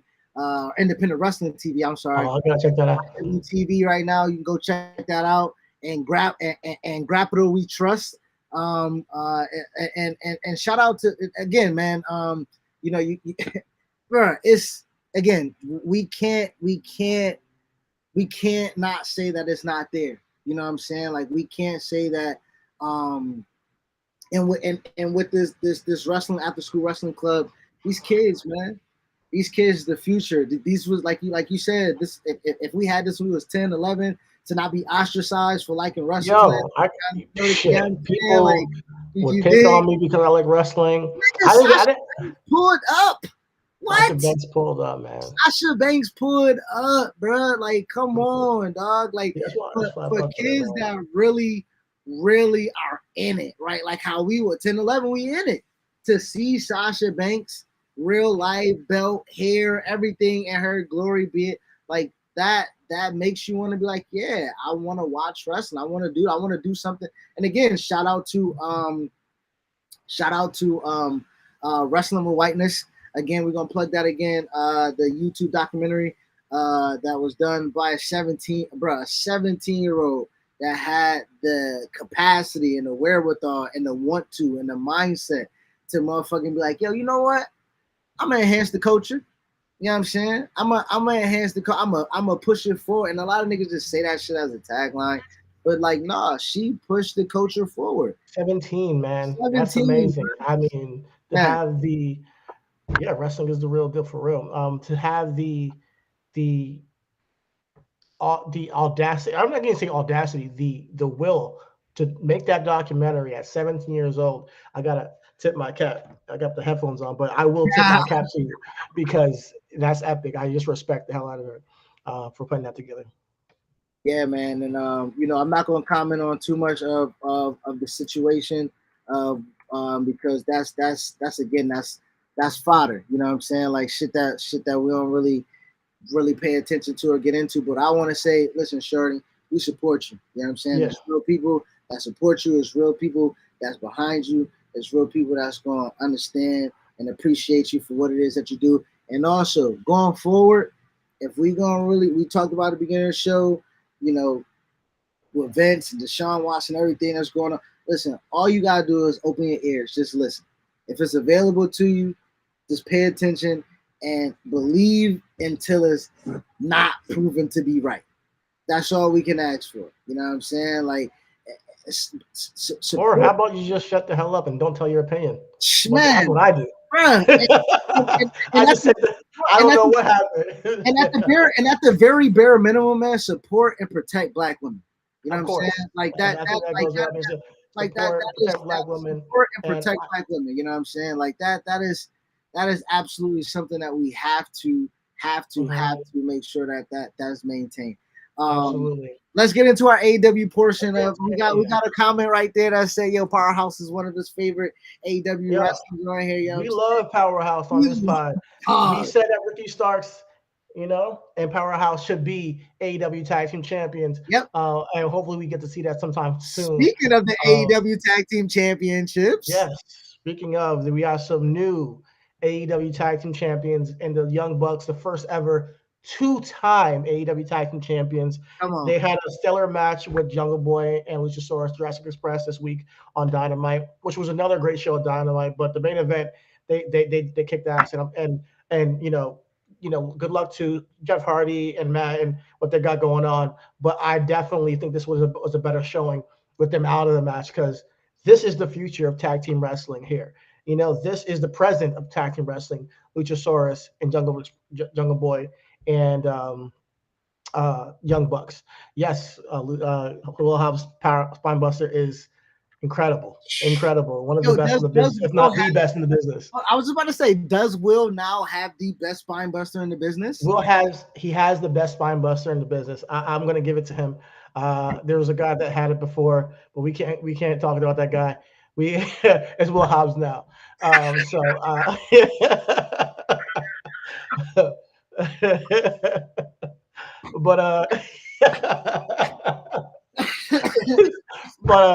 shout out to the Young Bucks. Now they have the title. It was all a dream. Two times AEW Tag Team Champions. We also agree with you, man. We do believe that all of Double or Nothing should have been Hobbs and Starks, but yeah, they got super chemistry. With Bucks right now holding the tag team championships, do you think that they are just adding or like just being some type of stability to the tag team division? Or that tag team division doesn't need stability, right? It just need to go. It just need to rock. They just need to go because Jurassic Express, I think they needed something. They needed. I told you last week they needed to get away from Christian, which they did. But I don't. Okay. Christian got away from them, but I think that the Young Bucks it's never a bad time to put the titles on the Young Bucks. I'll put it that way. They are, as we said last week, one of the best tag teams in the industry, have been for the past 10 years. So I believe that the Young Bucks being champions, it's fitting. Great performers, great match, great main event. And this is why I like AEW. There's certain matches that you're just gonna get on a random Wednesday. That's gonna just they stole the show with the Lucha Brothers a couple weeks ago, and now this was the best match on the show this week. They just been good, and I like tag team championships getting the platform to be the main event. Sometimes I wish that the Usos and RK Bro was the main event of WrestleMania Backlash. Unfortunately, it was not. But this is why I like AEW with the tag team division. They put emphasis on it, and when Hobbs and Stark are just around the corner. So I would love to see Hobbs and Stark versus the Young Bucks, and I think Hobbs and Stark can be a babyface tag team. I think they can really be a babyface tag team. Now, homie Ash says he hopes Tony Khan pushes Team Taz. Deserve a spotlight. I was just about to ask. We said Jungle Boy and them had to get away from Christian. Do Team Taz gotta? You know what I'm saying? Do they gotta should get away from Taz? Okay, because they're bigger than Taz. They're bigger than Team Taz. Yes. Hobbs and Stark. Yes. I believe that. I don't know why AEW has to have all these cliques. Yeah. Like I liked Sammy Guevara by himself with just his girl. Oh, what the fuck is up with that, bro? I don't know. But I think Hobbs and Stark. Does he love the smell of his ass or something? They don't need Taz. They don't need Hook. They don't need Danhausen. They just need Hobbs and Stark be a tag team, just like FTR, just on their dolo. FTR doing their own thing. I know they try to force him with Punk, but Punk's injured now. So I think Hobbs and Stark have a bright future and definitely should be tag team champions in the near future. I just tweeted it out right now. Hobbs and Stark Taz. So I tweeted that out. That's why because I believe you on that one. That's absolutely true. Absolutely true. Yeah, but it was a good match. It was a good show overall with AEW. Now, granted, we just talked about Sammy Guevara. He just joined the Jericho Appreciation Society. I'm gonna give Jericho some flowers. I know you don't like Jericho. I know you put us on the Summer Jam screen when we started this pod. At the end of the day, I think that Jericho, for his age, can still put on a good match, and he did so with Ortiz. And I believe that AEW. That was a good match. It was a good match. And it had stakes. It wasn't like necessarily, oh my God, a classic, But I think that a match with stakes, it's not the main thing. Blood and guts is the main match you're going to be having. It's not the blow off, But to have a match on the way to build up while there's no title on the line, I think it was a good intro match. Hair versus hair, and then Ortiz cut his own hair as a man of his word, and Eddie Kingston was like, "Yo, we'll see you at Blood and Guts," and I like the way they booked it for the sole fact that there were stakes involved. The match mattered, and then now we're still seeing the feud elevate. Now, with that being said, though, I would like to bring into to the witness stand myself. Okay, why does Jericho need to be a pivotal part in the show? I'm not saying he needs to be. But he is. He is, but he wrestled. He had the hair match. He said, "Meet me at Blood and Guts." Cool. Why the fuck do you have to come out and interrupt Tanahashi and Moxley? Like, why is there like? I'll tell you why. Tanahashi and Jon Moxley are both baby faces. And if you ever noticed, whenever two baby faces are facing each other, it's like a wrestling rule that you got to have a heel interrupt them. Roman and John Cena, the Miz came and interrupted them. Like that's how things work. Jericho, it doesn't necessarily gotta be Jericho, but Jericho has history with Tanahashi, which he spoke about, and allowed them to be, have their moment out there as a baby faces. But I love Jon Moxley's promo. I love Tanahashi's presence. They made the match feel big. They made the match feel like it's important, even though I don't necessarily. You may not be interested in it. I'm a comment to this. I'm a comment to this right now. Right? It says, "What do you expect out of Forbidden Door?" I believe this. Listen, I believe. Listen. I believe the same sentiments, right? The storylines to Forbidden Door just hasn't been hitting for me. It's just been exactly what this says. NJPW wrestler shows up and then not much happens after. It's not a story, right? Like let's take for instance, let's take for instance. Go ahead. Okay. I'm gonna cap for them a little bit, but go ahead. Okay, and I know you will. This is what we do. I know, right? But this is so from Forbidden Door. Jay White was the initiation to Forbidden Door. When he came a couple months ago with Elite and Adam Cole and everything like that, and the Young Bucks and shit like that, that was the opening. That should have been right. That's boom, cool. That's your intro. Ever since then, nothing has been intriguing. Nothing has been intriguing. I mean, listen, Will Ospreay comes in, takes out Dax. Will Ospreay, from what I understand, as a singles, was the New Japan heavyweight champion. Why is he going after Dax Harwood, a tag team champion? No, he was the world heavyweight champion at one point too. Will was the guy. Will, he's not now, but Will had the title, lost it to Okada. Okada lost it to Jay White, if I'm not mistaken. Okay. So Will was the guy. So what I'm understanding, like, why did Will have to come pick a fight with Dax? And then if you're paying attention, he has United Empire, right? Mm-hmm. And Will and Jeff Cobb is the part of that faction in New Japan, along with his partner, which I forget his name all the time. I think it's a great old if I'm not mistaken. Yeah, so they came in as a unit because they got called out for the championship. So they came in with Will Ospreay. Now, do I think that it's the most compelling storytelling they've been doing towards Forbidden Door? No, but me personally, I'm very much open-minded to New Japan coming in and having great matches because I know that there's potential here, I know how AEW books, so I kind of can see that their booking is not what you can expect from WWE. Their booking is more about, like you saw it with Jon Moxley, you saw it with FTR, and you saw it with Heyman Page. Hey, we got Forbidden Door around the corner. I want so-and-so type of person. I want this person. We're seeing it happen over time where they're literally just calling out New Japan wrestlers. And you're saying it hasn't been intriguing to you, but last on the Patreon this weekend, you brought up Jay White's promo. So clearly something hit you when that happened. I literally just said Jay White was the intro, the grand closing, the grand opening, grand closing. Catalyst. hold on. This is what I want to say. You said interesting. Will Ospreay, him and Dax had a great match. Great match, amazing, and that's good yeah, for me. Yeah. And then Orange fucking Cassidy, my nigga. Well, like what the fuck? Okay, like I got a little bit of Tito's in me too, so my level's raising a little bit. But like, come on, nigga. Like, what the fuck are we talking about?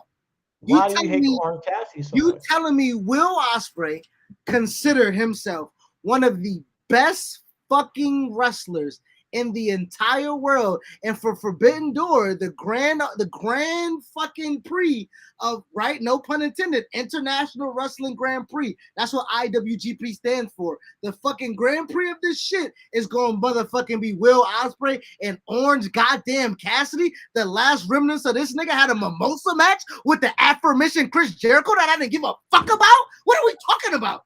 Huh? Listen, you're not an Orange Cassidy fan, but the guy can work, and I'm not gonna sit here and act like he can't have a match with Will Ospreay. We're not talking about stuff that we. Listen, I'm not saying that we listen. We got mad injuries. He just came back from injury. We got Daniel Bryan injured, CM Punk's injured. You know, I don't know what else who did you want to see face Will Ospreay? Because Will Ospreay, and I know as much as he's been saying he wants to be a homebody, stay home. He deserves to be on wrestling in WWE or in AEW on United States television because he has star potential. Will is a star. Yes. Exactly. That's my point. Will Ospreay is a star. And guess who in that match hate? And guess who in that match hate, nigga? Orange fucking Cassidy. Did you hear the crowd? They popped. They popped. He's a star of the AEW crowd. He's an original. And he got over doing this gimmick, you know, but he's been a star for AEW for a while now. Now, I'm not saying he's my favorite wrestler in AEW, but Orange Cassidy versus Will Ospreay. Yes, watch the match and tell me if it's going to be a good match. Thank you, Crayon. Thank you so much. Will Ospreay, Dante Martin. Oh my God, what are you talking? There's so many variations of this that could have been slapping him. Like we, like, yes, I agree. Yo, we could have had Ospreay, Buddy Murphy. We could have had so many slappers. Murphy was in that tournament for the all international all Atlantic championship. So we got some explanation on that. Initially or intentionally, it's supposed to be for wrestlers that are not within the country.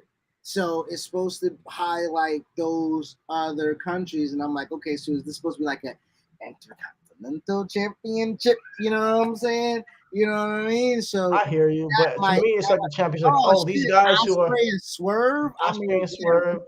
I see you dropping them. That's what's up. You know what? I stand corrected, man. But at the end of the day, it was a huge return for the AEW fan base. I see where they went. I'm not gonna kill it because it's just Orange Cassidy.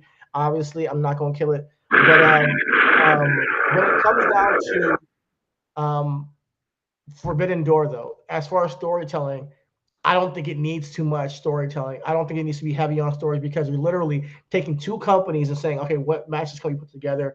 Well, let's see. No. Go ahead. No, let's not do that, Chidi.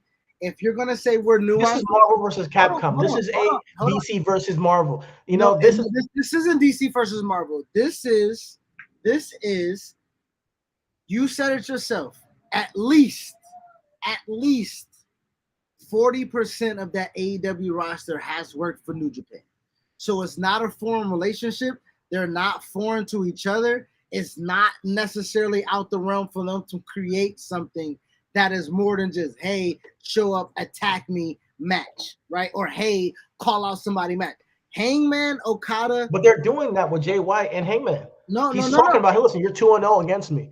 Like, they have history. He's telling the story. But but you're only hanging one fucking match, nigga. You only bringing up Jay White. They building a whole pay-per-view that ain't got no fucking story behind it. Did you not see Moxley and Tanahashi in the ring? He just laid out the entire story right there. Okay. Moxley, Tanahashi, yes, because also Tony Khan was a motherfucking dick that would not allow it to happen anywhere else but AEW. Another report that was reported, okay? And it was reported by Tony Khan himself. Yeah, they try to do it a lot of times, but I stopped that shit. Is exactly what that nigga said. So yeah, it's story behind it.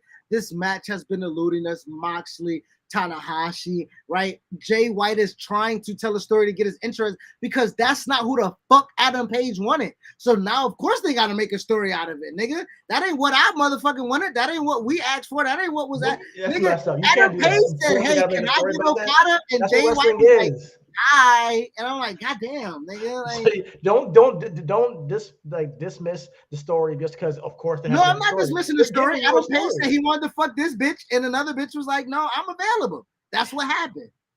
And then said, no, I'm not gonna fuck. So that's what happened. He's like, no, I had the title. So what type of story is that? Neither does Adam Cole. So we're still waiting on seeing the result of who's facing Jay White, the IWGP champion at Forbidden Door. It's happening right in front of your face. If you don't like it, it's one. No, I'm not okay. I'm not saying that, Cheaty. Come on, that's not what I'm saying, bro. What I'm saying is like, no, the fucking story was we called it. We said Buckshot Lariat. Rainmaker. We said that if it was going to be Moxley and Tanahashi for one championship, it should be another AEW guy and another guy for it. And we said the stories matter. We say the stories and shit matter. We say that. And like, you know, you can't tell me that I'm ignoring the storyline, Mr. Ezekiel, and you don't want. I'm acknowledging the storyline. But at least with Ezekiel, I'm saying I fucking hate this storyline, and I'm like, hey, that's where I stand on it. But listen, because Jay White's the best heel in the business doesn't mean I like him going out there. Listen, I don't. No, okay, where's he? Getting ate up by Sherry Shepherd on motherfucking the Wendy Williams show? Get the fuck out of here, nigga. Okay, I don't want to hear about that shit again. All right. Nigga, yes. Nigga, Sherry Shepherd, the interim motherfucking host of the Wendy Williams show, ate that whole ass nigga up, nigga. What? I didn't see this. Yo, bring up the clip. Nigga, ate that nigga up, bro. She's dropped her own pipe bomb, Sherry Shepherd. Yo, and a clip resurfaced online with a young Rosie O'Donnell, MJF on Rosie O'Donnell. That was awesome. I saw that months ago. That was awesome. so yeah. MJF can't be in this category, nigga. It's the switchblade only, the calories, dog. That's it, man. That's it. Bet. We'll see. But what I'm saying, I'm not disrespecting the storyline. No, I'm not disrespecting the storyline. I'm not saying I don't care about the storyline. What I am saying is that yes, Jay White started this, right? And I can understand that why he is the catalyst to why this is circling around him. I can completely understand that. But what I'm telling you is that, listen, I don't want a fatal four-way with Adam Cole, Adam Page, Jay White, and Okada. I don't want That's what they're going with it? Well, listen, you can't have a Forbidden Door show with New Japan and not have Okada on the show. I pray that Okada on the show, but they just said he's not going to be there. So I'm waiting to see what happens. But who? Okay, that's what I'm saying. There is no New Japan with no Ace and no Okada. Like, I mean, the Ace is there. Yeah, but I mean, you just told me last week all I needed was the Ace, so they got him. Well, okay, so I'm gonna be honest. WWE calls you either get Cena or Undertaker. Who do you want? I want Cena. Okay, so you get Ace. All right. Okay. I think Okada's Taker, right? I think Okada brings the mystique. He brings the chi-ching. He brings the ray. He brings all that. He brings the robe. Like, I think he brings the presence, right? He brings the Wrestle Kingdoms, right? He brings all of that mystique behind him. Like, yes, I think Hiroshi Tanahashi is the ace of New Japan. But listen, you cannot have a New Japan Pro Wrestling show without Okada. And if they give us the four-way, they said Okada won't be at Forbidden Door. Damn, like, but how do you have a show without Okada? Like, I mean, it just makes more intrigue for next year when they do Forbidden Door. Maybe you get Okada then. I don't know. So that's the thing. I feel like I'm missing out on my favorite New Japan wrestler. But at the end of the day, I'm taking what they give me. Shout out to Okada putting his wife first. I think. Shout out to. Wow. He didn't want to go and make the show because of his wife's birthday. That's honorable. That's honorable, bro. I'm telling you, man. If there's a bag, I'm going. I'm sorry, wife. I'll bring this bag home for you. But yeah, I gotta go. I'm gonna be out. This bag is your gift. This is your gift. I'm gonna grab this money real quick. I'm out. But shout out to Okada, man. Yeah, man. Okay, so outside of that, we talked about Osprey Dax. We talked about Young Bucks being champs. We What talked real quick? about What do you think about Tony Storm and Thunder Rosa at Forbidden Door? Even though there's no New Japan women, but that being a title match on that pay per view. well, no. I mean, this AEW show. They gotta have Yeah. they gotta represent themselves. And honestly, there is no women necessarily that wrestles at New Japan. If anything, they would have had a Stardom match, right? Going back to the Sasha thing, right? I think Sasha would be the biggest thing in Japan if she went. Like she'll be. What do they call Americans over there? What is she? What would they call it? Um, uh, they listen. Whatever MVP was, and Sasha Banks, they will create a title for that motherfucker. Is what I'm telling you. You know what I'm saying? I think New Japan will make a women's division for Sasha if she came there and said, "Hey, I want to wrestle for New Japan, but I need you to grab Stardom and bring them here." I think like she can move mountains like that. But to what you're saying, Tony Storm, Thunder Rosa. Listen, it can't wait, right? It has to be a Forbidden Door. It can't wait for the Dolo AEW show. It gotta happen. And honestly, I think Tony Storm, that's when she turns heel. She grabs the title off of Thunder Rosa and we go for it. That's how I go. Sounds good. Gaijin. Yeah. Gaijin. The foreigners. Yeah. Gaijins. Sasha the Gaijin. So, are you intrigued with the three-way? Because I'm not. No, I just rather would see Jay White and Heyman one-on-one or Jay White, Adam Cole one-on-one. I think Adam Cole, honestly, to me, is the third wheel. I'd rather just see Hangman and Jay White. I have no idea why he's there. I have no idea. Because he's like, oh, I'm friends with Jay White, and I deserve this shot. Well, if I'm friends with you, why would I want to fight you? Exactly. I don't get it.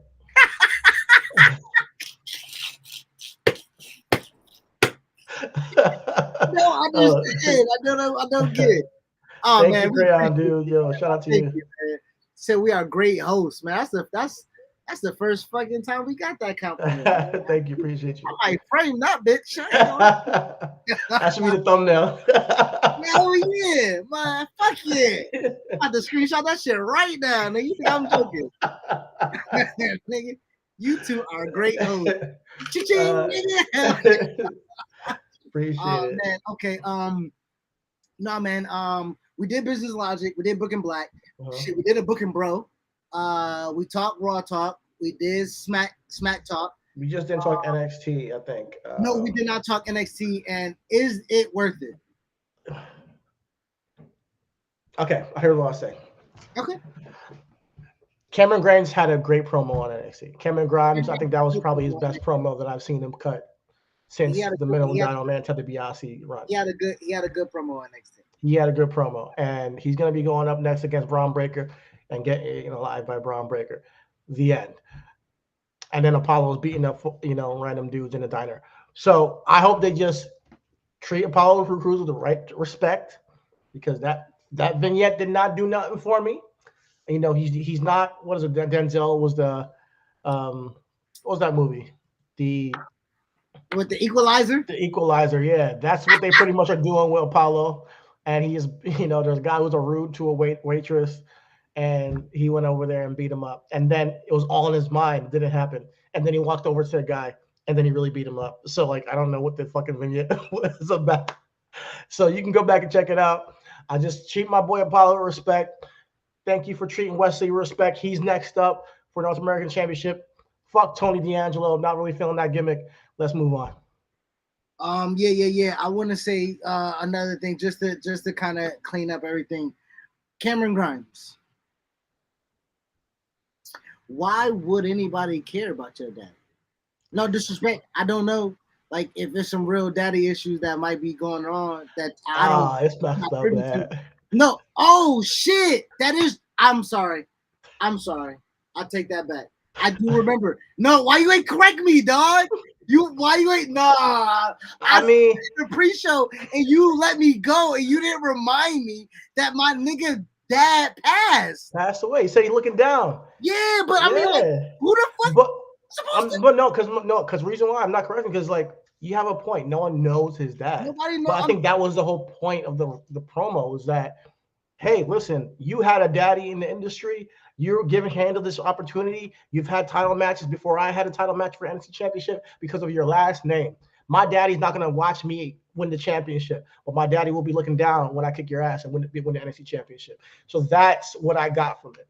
But this is the same promo he had when he had to win the NXT North American Championship, because he had to win gold, and this one was different. And like, I mean, he's a good promo. It wasn't the same promo, but yeah, he raised passion. I don't think it was. No. Okay, listen. I was saying Miz is the best of all. I was saying Miz is one of the greatest of all time. It was like, yeah, you can't be the greatest of all time. You're just good at your job, right? Cameron Grimes, you did a good promo. That wasn't a great promo. It was a good promo. But I'm saying that it was a repetitive promo, and I'm not trying to disparage, right? Like he's saying, your dad, Jesus, okay, your father was not around for you to win your first championship that you said was dedicated to him to win. And I was behind you then. Like, I supported you. I don't have that same motivation to support you now if I've already like, that's what I'm saying. If you're trying to give me, if you're trying to garnish some I think that's a great start, though. Like, we still got a couple weeks till the next takeover, right? But that promo established what the fuck he was there for and why his motivation worked. What I'm All saying, you got to give me is a motivation as a superstar. Yeah, but what I'm saying is, don't give me that dad shit, man. Listen, please, listen. Your daddy, who you got here, because your daddy, man, your dad. Listen, I understand. Did you see Braun Breaker play fucking football? Are you like, yeah? Go get that guy, okay? We can make him something. All right. I'm sorry. Like that. That's what happens, right? All right. So let's say you were writing Cameron Grimes promo. What would you do instead of that? I thought that was perfect. I would say this. Listen, I'm not saying anything was necessarily too wrong with it. What I'm saying is that you're going after the type. All he could have said was that, hey, like the sympathy thing.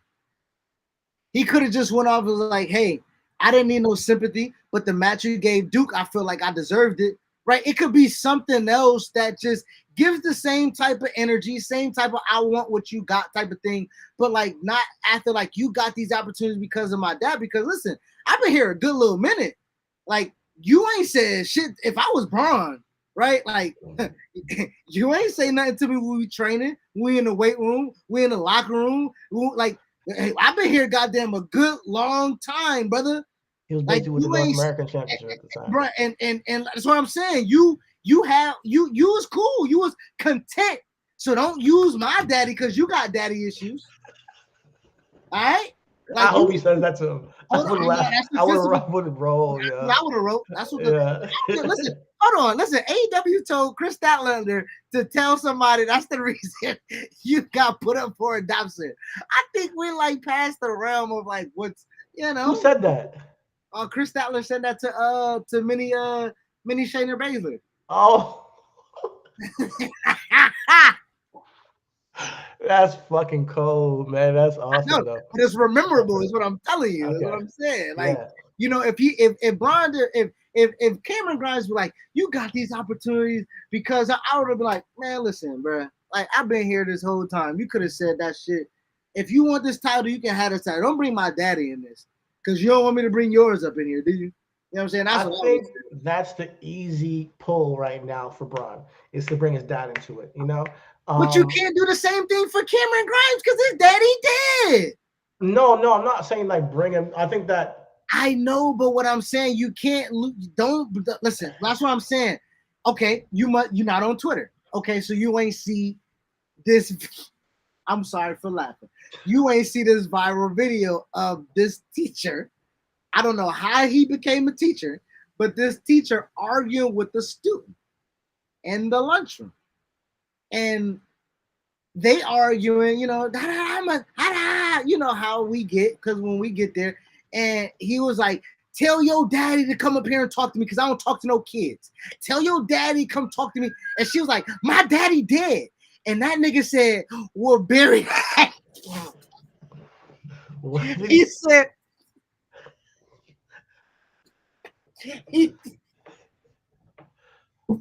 I shouldn't repeat it because it's wrong.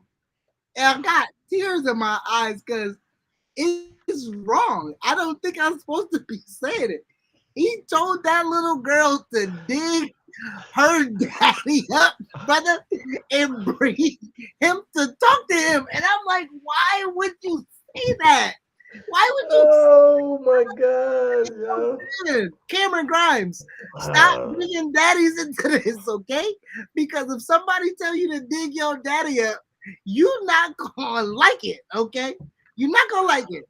Oh God. Stop it. Oh man, I can't wait to Brown tells him to dig his daddy up. That's gonna be memorable. That's what you get me back into NXT when you start saying. Oh jeez. Man, fuck the sex talk. Tell a nigga to fucking dig his daddy up. Let's see if the nigga scrapped in real life. I want to see that shit. I want. Only way I see this going is if Cameron Grimes can turn heel eventually and get a muscle. You know, he needs a muscle with him. I'm sorry, Laura. You know I would repeat that, but I did. But yo, I think that's a wrap. I think that's where we go. I think that's where we left off, Lilita. I think Diggin Daddies Up is where we can't top that shit. Do we want to change the name of the show to Diggin Daddies? Yo, we're awful. We are